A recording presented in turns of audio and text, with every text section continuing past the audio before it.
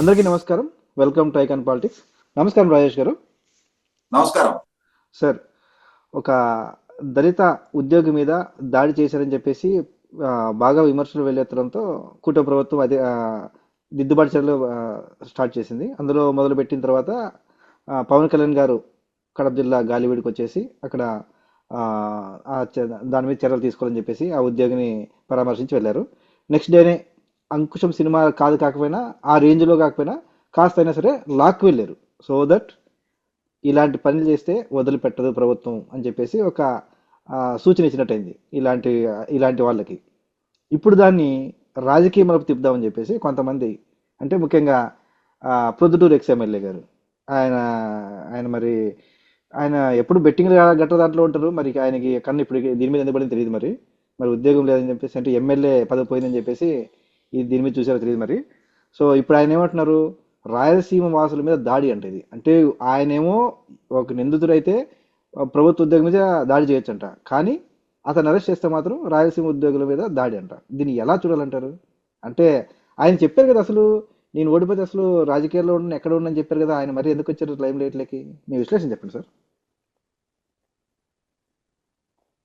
5 సంవత్సరాలు జగన్మోహన్ రెడ్డి గారి పరిపాలన హయాంలో ఆ రోజు విశాఖపట్నం జిల్లాలో ఒక దళిత డాక్టర్ సుధాకర్ గారి మీద జరిగిన దాడి చూసామా. మనం 2019 నుంచి 2024 వరకు వైసీపీ ప్రభుత్వ హయాంలో వైసీపీ ప్రభుత్వం, వైసీపీ నాయకులు, వైసీపీ శ్రేణుల ద్వారా ప్రభుత్వ ఉద్యోగుల మీద జరిగిన చాలా దాడులు చూసాం, దౌర్జన్యాలు చూసాం, ప్రభుత్వ ఉద్యోగులకు ఎదురైన అవమానాలు చూసాం. ముఖ్యంగా దళిత వర్గాలకి సంబంధించిన ఉన్నత విద్యావంతులైన ఉద్యోగస్తులు చాలా చాలా అవమానకర పరిస్థితులు ఎదుర్కొన్నారు. ముఖ్యంగా మనం ప్రస్తావించుకుంటే ఒక 3 సంఘటనలు నేను మెయిన్ గా ప్రస్తావిస్తాను. ఒకటి, విశాఖపట్నం జిల్లాలో నర్సీపట్నంలో ఆనాడు కోవిడ్ సందర్భంగా ఒక మాస్క్ గురించి ప్రస్తావించిన పాపానికి డాక్టర్ సుధాకర్ గారికి ఎటువంటి గతి పట్టింది అనేది, చివరికి ఆయన జీవితం ఎటువంటి అవమానకర పరిస్థితుల్లో ముగిసిపోయింది అనేది మనం చూసాం. అదే సందర్భంలో చిత్తూరు జిల్లాలో నాటి ఉప ముఖ్యమంత్రి నారాయణ స్వామి గారి నియోజకవర్గంలో డాక్టర్ అనితారాణి, ఆమెకు ఎటువంటి ఇబ్బందికర పరిస్థితులు సృష్టించారు అనేది చూసాం. తర్వాత కడప జిల్లాలో యానిమల్ హస్బెండరీ అసిస్టెంట్ డైరెక్టర్ గా ఉన్న డాక్టర్ అచ్చెన్న గారు ఎంత దారుణ హత్యకు గురయ్యారనేది చూసాం. ఈ ముగ్గురు దళిత ఉన్నత విద్యావంతులైన డాక్టర్లు, ఈ ముగ్గురు కూడా వైసీపీ అకృత్యానికి బలయ్యారు. అంటే వైసీపీ నాయకులకి దళితుల పట్ల, దళిత ఉన్నత విద్యావంతుల పట్ల ఎంతటి గౌరవ మర్యాదలు ఉన్నాయనేది ఈ 3 కేస్ స్టడీస్ గా మనం చెప్పుకోవచ్చు. ఇటువంటి పరిస్థితుల్లో ఇప్పుడు ఎన్డీఏ కూటమి ప్రభుత్వం అధికారంలోకి వచ్చిన తర్వాత ఈ ప్రభుత్వ హయాంలో ఇప్పుడు కూడా అదే వైఖరిని కనపరుస్తున్న వైసీపీ నాయకత్వం, ముఖ్యంగా ఈ మధ్యకాలంలో ఒక సంఘటన జరిగింది. గత 4 రోజుల క్రితం రాయచోటి నియోజకవర్గం గాలివీడు మండలానికి సంబంధించిన ఎంపీపీ గారి కొడుకు సుదర్శన్ రెడ్డి. ఈ సుదర్శన్ రెడ్డి గత జగన్మోహన్ రెడ్డి గారి పరిపాలన హయాంలో డైరెక్టర్ ఆఫ్ ప్రాసిక్యూషన్స్ గా వ్యవహరించిన ఉన్నత విద్యావంతుడు, లాయరు.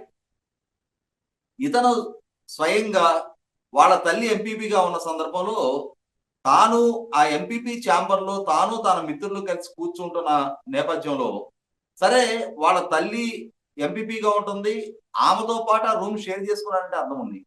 ఆమె ఆబ్సెన్స్ లో ప్రభుత్వ కార్యాలయానికి వచ్చి ఎంపీపీ కార్యాలయంలో, ఎంపీపీ ఛాంబర్ లో తన మిత్రులతో కూర్చొని అతను మద్యపానం లాంటివి సేవిస్తున్న సందర్భంలో ప్రభుత్వ కార్యాలయంలో ఇటువంటి చర్యలు ఆక్షేపణీయం అని చెప్పని అక్కడ ఎంపీడీఓ గారు అటువంటి చర్యల్ని నివారించే ఉద్దేశంతో ఎంపీపీ గారి ఆబ్సెన్స్ లో ఇతనికి ఆ కార్యాలయంలోకి ప్రవేశాన్ని అడ్డుకోవడం జరిగింది.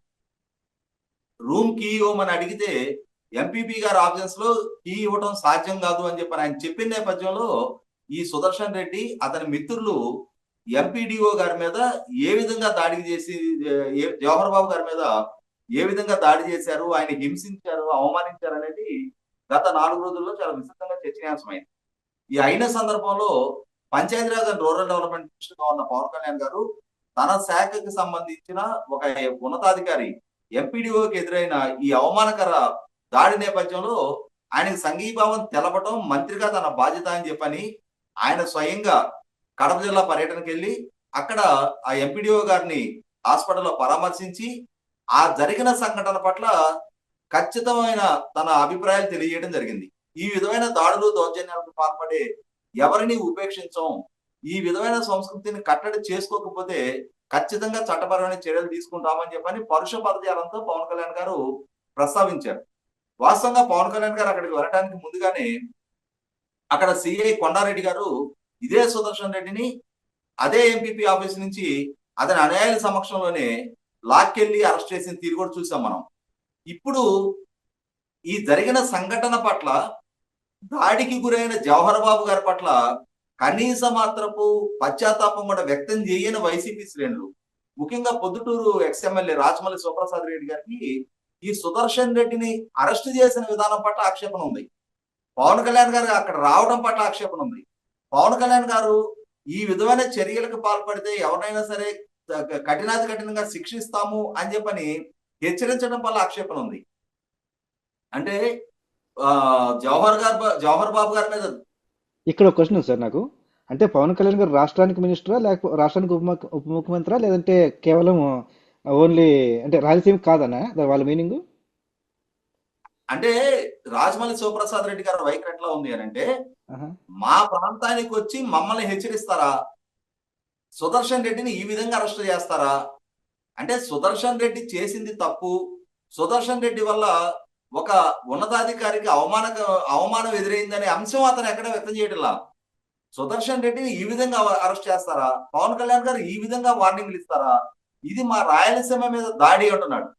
అంటే ఇక్కడ మొదటి నుంచి కూడా మనం గమనించాం, ఎన్టీ రామారావు గారు ముఖ్యమంత్రిగా ఉన్నా, చంద్రబాబు నాయుడు గారు ముఖ్యమంత్రిగా ఉన్నా, కాంగ్రెస్ ఇతర ప్రభుత్వాల అధికారంలో ఉన్న ప్రతి సందర్భంలో కూడా కొంతమందికి రాయలసీమ అనేది ఒక ఎమోషన్, రాయలసీమ హక్కులు, రాయలసీమ గౌరవం, రాయలసీమ ఆత్మగౌరవం పేరిట రాజకీయంగా పబ్బం గడుపుకునే ప్రయత్నం చేస్తూ ఉంటారు. అంటే రాయలసీమ ఆత్మగౌరవం ఏంటి? ఉన్నతాధికారుల్ని దాడులు చేసే సంస్కృతి రాయలసీమ నేర్పిందా? రాయలసీమలో ఉన్న మిగిలిన రాజకీయ పక్షాలకు సంబంధించిన ప్రజాప్రతినిధులు ఎవరు ఈ విధమైన దాడులు దౌర్జన్యాల సంస్కృతి పెంచి పోషించట్లేదే? ఆ రోజు రాజశేఖర రెడ్డి గారు అంటే ఇంకేం చెప్తున్నాడు, మేము రాజశేఖర రెడ్డిని ప్రేమించడం నేరం అంటున్నాడు. రాజశేఖర రెడ్డి గారిని ప్రేమించడం నేరం అని చెప్పలా. రాజశేఖర రెడ్డి గారిని ప్రేమించారు కాబట్టి రాజశేఖర రెడ్డి గారి కొడుకు 2019లో 52 స్థానాల్లో 49 స్థానాలు కట్టబెట్టారు మిస్టర్ శివప్రసాద్ రెడ్డి. కానీ అదే రాయలసీమని ఇదే మీ నాయకుడు మోసం చేశాడు కాబట్టి, అసమర్థుడని వాళ్ళు ఫీల్ అయ్యారు కాబట్టి, తమ భవిష్యత్తుకు భద్రత కలిగించే నాయకుడు ఇతను కాదు, ఇతను మాటలు చెప్పి మభ్యపెట్టి ఓట్లు దండుకుని అధికారం దక్కించుకున్నాడు తప్ప ఇతనికి ప్రజారంజకంగా పరిపాలించగలిగే, రాయలసీమను అభివృద్ధి పరచగలిగే విజన్ అతనికి లేదు, ఆ సమర్థత అతనికి లేదని చెప్పి రియలైజ్ అయిన ప్రజలు తమ ఓటు ద్వారా ఒకనాడు 49 స్థానాలు కట్టబెట్టిన ప్రజలు ఈసారి 7 స్థానాలు కట్టబెట్టారు మిస్టర్ శివప్రసాద్ రెడ్డి. ఇవాళ వాస్తవాన్ని రిలీజ్ అవ్వకుండా, కళ్ళ ముందు ప్రజలు ఇచ్చిన తీర్పుని గౌరవించకుండా, ఇంకా మీకేదో ప్రజల్లో ఒక బెత్తిన మందాలు పేరు ప్రఖ్యాతులు ఉన్నాయని చెప్పని మిమ్మల్ని మీరు మభ్యపెట్టుకొని ప్రజలను మభ్యపెట్టే ప్రయత్నం చేయకండి. జరిగిన సంఘటన పట్ల పశ్చాత్తాపం వ్యక్తం చేస్తున్నట్టయితే అక్కడ ఎంపీడీఓ జవహర్ బాబు గారికి జరిగిన అవమానం పట్ల, ఆయన మీద జరిగిన దాడి పట్ల మీ అభిప్రాయాన్ని స్పష్టంగా వ్యక్తం చేస్తున్నట్టయితే ఇవాళ మీ అభిప్రాయాలకి కొంచెమైనా విలువ ఉండేది. కానీ మీ పార్టీ నాయకుడిని అరెస్ట్ చేయడం గురించి ప్రస్తావిస్తున్న మీరు, అరెస్ట్ చేసిన విధానం అవమానకరం అంటున్న మీరు, అంటే ఏ విధంగా అరెస్ట్ చేయాలో కూడా పోలీస్ డిపార్ట్మెంట్ మీరే నేర్పిస్తారా? అంటే మీ నాయకుడిని ఎంపీడీఓ కార్యాలయంకి వెళ్ళి ఎండిఓ మీద దాడి చేయమనేది మీ విధానమా? మీ ప్రభుత్వం, మీ పార్టీ ఇంకా అధికారంలోనే ఉంది, అదే విధమైన జులుం ప్రదర్శిస్తామని చెప్పని మీరు చెప్పదలుచుకున్నారా?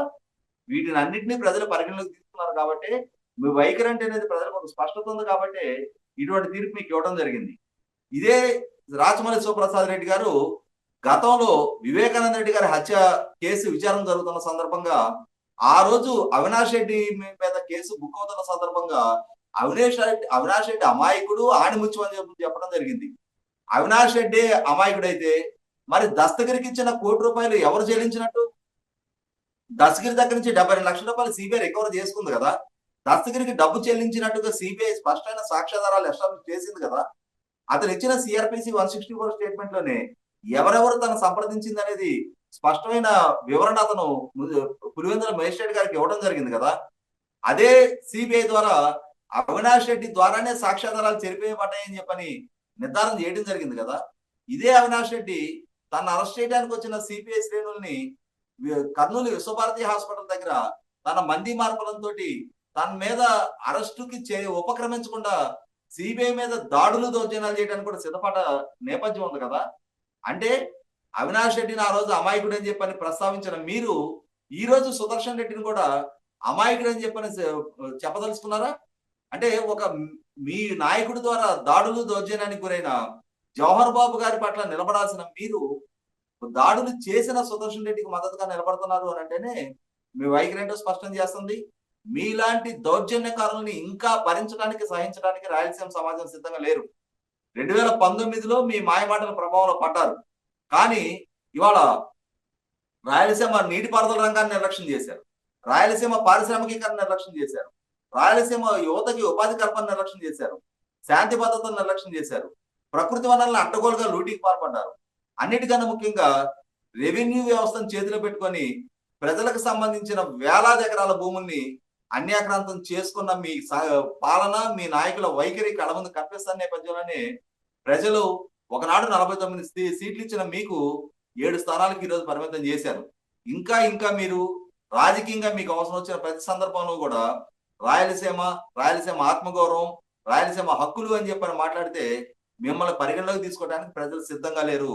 మిమ్మల్ని ఓడించింది కూడా అదే రాయలసీమ ప్రజలే, మీ మీద నెక్కింది కూడా అదే రాయలసీమ వాసులే. రాయలసీమ అంటే వైసీపీ పార్టీలో ఉన్న నాయకులు, వైసీపీ పార్టీలో ఉన్న శ్రేణులు మాత్రమే కాదు, మీతో రాజకీయంగా తలపడుతూ ఉన్నా, మీ మీద మీరు నెగ్గిన రోజు మీ మీద ఓడిపోయిన వాళ్ళు కూడా రాయలసీమ వాసులే. ఇవాళ జగన్మోహన్ రెడ్డి గారు ఒక్కటే రాయలసీమ వాసి అన్నట్టుగా, జగన్మోహన్ రెడ్డి గారు రాజకీయ భవిష్యత్తు రాయలసీమ భవిష్యత్తు అన్నట్టుగా 2019లో చిత్రీకరించారు. కానీ రాయలసీమ ద్రోహులు మీరు అని చెప్పని రాయలసీమ ప్రజలు భావించారు కాబట్టి ఈ ఎన్నికల్లో ఇంత ఘోరంగా అదే రాయలసీమ మిమ్మల్ని ఓడించింది అనేది మొట్టమొదటి రిలీజ్ అవ్వండి. ధన్యవాదాలు సార్. వీళ్ళని అంటే ఇంత ఓడించినా కూడా ఇంకా వాళ్ళకి బుద్ధి వచ్చినట్లేదు. ఆయనకి ఎన్ని రోజులు కనిపించలేదో మరి ఆయన వాళ్ళ ప్రభుత్వంలో జరిగిన అన్యాయాలు, ఎంతమందిని ఎంటాడారు, ఎంతమందిని చంపారు, ఎదురు మాట్లాడితే దాడి చేయడమే. ఈ ప్రభుత్వంలో కూడా అలాగే చేస్తారనుకున్నారు, కానీ లాక్కెళ్తారని చెప్పేసి ఇప్పుడు అర్థమవుతుంది. చూద్దాం మరి, ఇలాంటి కఠిన చర్యలు తీసుకుంటే తప్ప ఇలాంటి కొంతమంది దుర్మార్గులు మారరు. ఇలానే వ్యవహరించాలని ఆశిద్దామండి. ధన్యవాదాలు సార్.